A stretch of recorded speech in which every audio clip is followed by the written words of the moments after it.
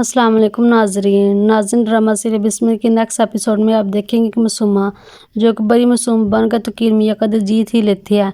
यहाँ तक निकाह की तो डेट भी फिक्स हो गई है और अब मासूमा सुकून की नींद सोती है। तकीर मियाँ इससे बात करना चाहता है तो बात करने के लिए इसने कॉल की। तो जैसे ही मासूमा ने कॉल उठाई तो तकीर मियाँ इससे बात करते हैं, कहते हैं कि मुझसे बात किए बगैर आपको कैसे नींद आ जाती है, क्योंकि पिछली रात वो फ़ोन कर करके थक गए मगर मासूमा कॉल अटेंड नहीं करती। क्योंकि तकीर मियाँ भी इधर इंतज़ार में होता है कि कब रेहान बेगम सो जाए और चुपके से बाहर जाकर मासूमा से बात करे। मस्के लगा ही देती है कि आपकी आवाज़ सुनकर ही नींद आ जाती है।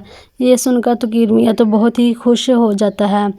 यूं कहिए कि वो तो मासूमा पर लट्टू हो गया है। आप वाकई में ही क्रेजी हैं। और रेहान बेगम वहाँ पर जो बहुत ही ज़्यादा रिलैक्स हो चुकी है कि चलो ये मासूमा बला तो हमेशा के लिए ऑफिस से निकल गई है, मगर ये अंदाज़ा बिल्कुल भी नहीं वो तो इनकी ज़िंदगी में, इनके शोहर की ज़िंदगी में आने वाली ही है।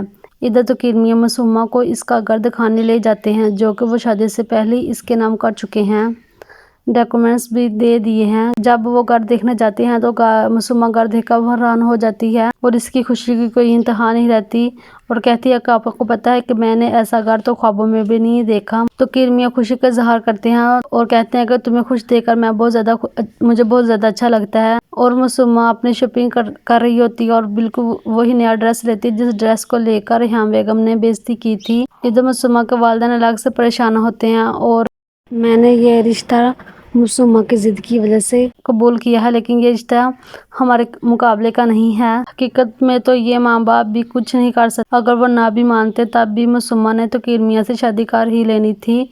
फिर यूं ही कुछ वक्त गुजरने के बाद रेहान बेगम फिर से शॉपिंग पर गई तो बहुत महंगे मॉल में जाती है, डिज़ाइनर के सूट खरीदने आती है। रेहान बेगम भी यहाँ पर ही मौजूद होती है। वो तो इसे देखकर हैरान हो गई है कि इस लड़की की औकात तो नहीं कि यहाँ पर आए, इन्हीं के सामने वो शॉपिंग करती है। तो आखिरकार रेहान बेगम तो पूछ ही लेती है, सच सच बताओ क्यों गया, कोई बड़ा हाथ मारा है?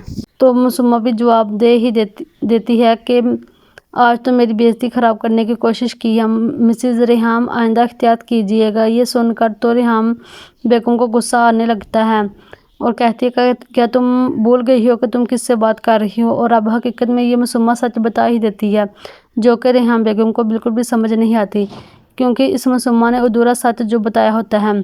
इस चीज़ की आपको आदत डाल लेनी है, क्योंकि आपको मैं कहीं ना कहीं ज़रूर दिखाई दूंगी, क्योंकि अब से आपकी और मेरी हैसियत एक है।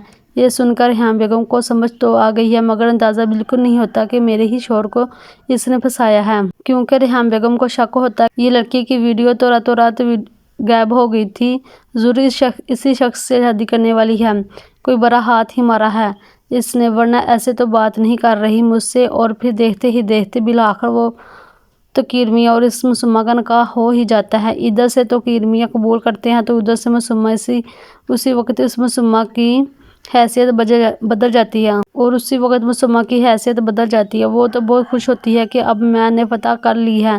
तो तकीर मियाँ इसकी कमरे में आकर मासूमा को फूल तोहफे में देते हैं और अब ये मासूमा अपनी झूठी मोहब्बत का जाल ऐसे बिछाएगी कि ये अपने तौर तरीके से चलाएगी वो रेहान बेगम को, क्योंकि तकीर मियाँ की डोर अब इसके हाथ में आ चुकी है।